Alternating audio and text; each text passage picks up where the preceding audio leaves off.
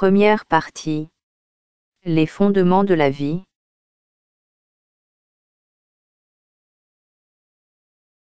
Les fondements de la vie.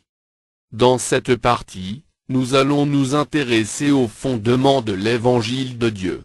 Les fondements sont nécessaires dans la prédication de la bonne nouvelle de Jésus-Christ.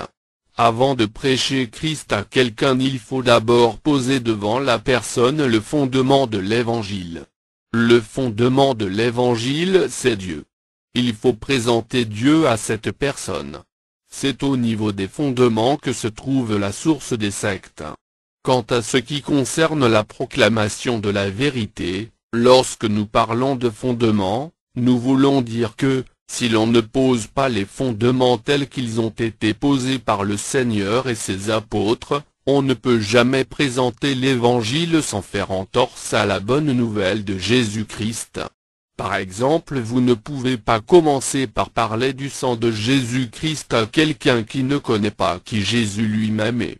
Il faut d'abord lui faire connaître Dieu, avant de lui faire connaître qui est Jésus-Christ et pourquoi son sang est puissant. Les fondements sont des repères pour notre foi chrétienne. C'est sur eux qu'est posée la raison d'être de la bonne nouvelle du Seigneur Jésus-Christ.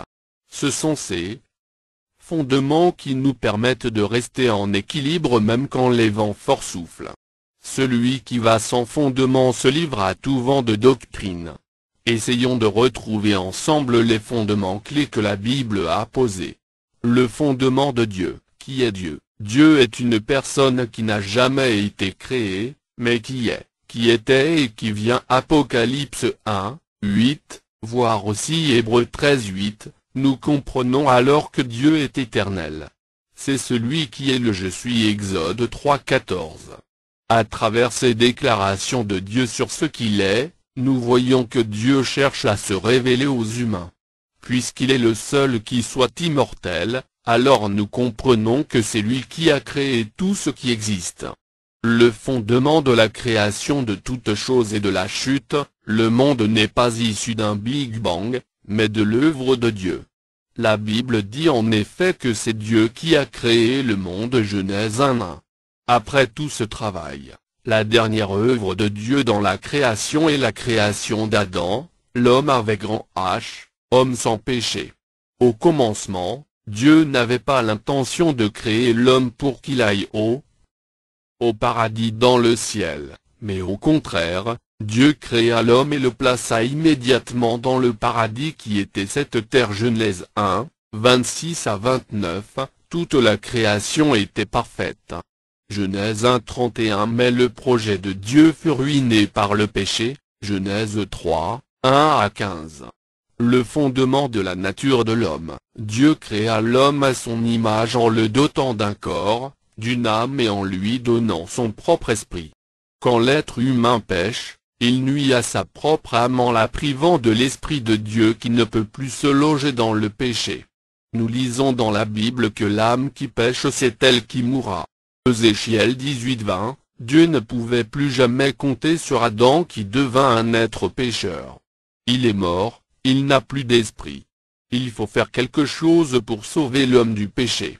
Il faut sauver Adam. Mais comment Dieu va-t-il annuler la loi qui dit que le pécheur doit mourir? Le fondement du salut par la grâce. En choisissant librement d'obéir à l'injustice, l'homme devient un instrument du diable et l'ennemi de Dieu.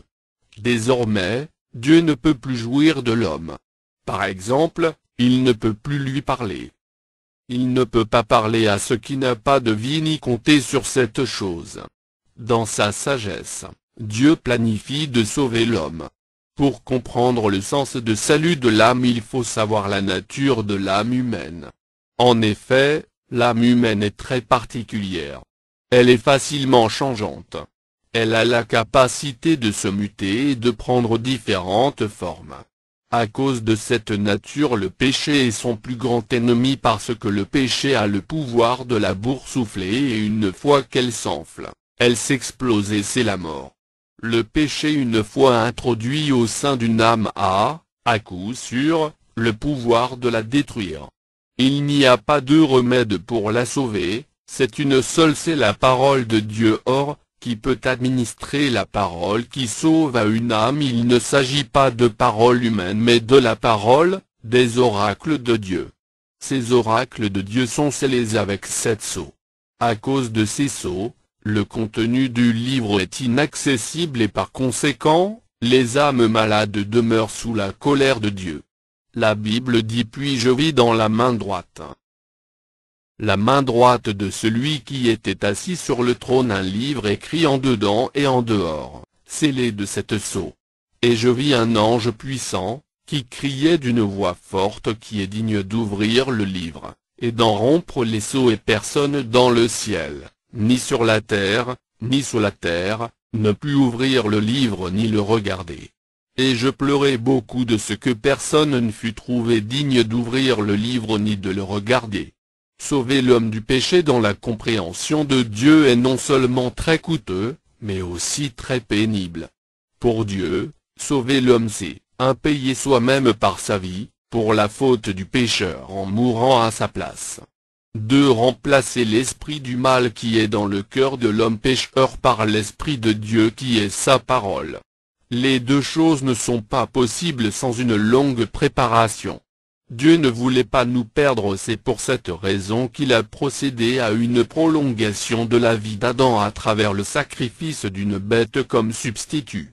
Il fallait attendre d'abord le jugement avant que l'affaire d'Adam ne soit définitivement classée.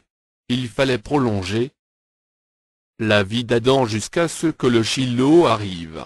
La bête que Dieu a utilisée pour régler provisoirement le problème du péché de l'homme est la première tentative de résolution du problème de l'humanité.